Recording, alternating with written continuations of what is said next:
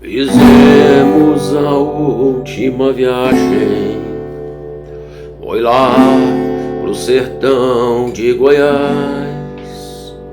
Foi eu e o Chico Mineiro, também foi o capataz.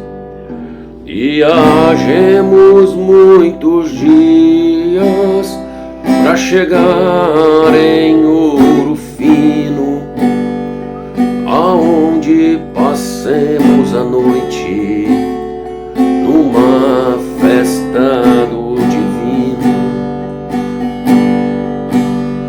A festa estava tão boa, mas antes não tivesse ido, o Chico foi baleado por um homem desconhecido.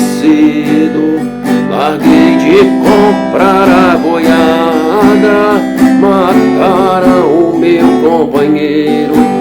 Acabou o som da viola, acabou o Chico Mineiro. Depois daquela tragédia, fiquei mais aborrecido. Não sabia da nossa amizade, porque nós dois era unidos. Quando vi o seu documento, me cortou o coração. E saber que o Chico Mineiro era o meu legítimo irmão.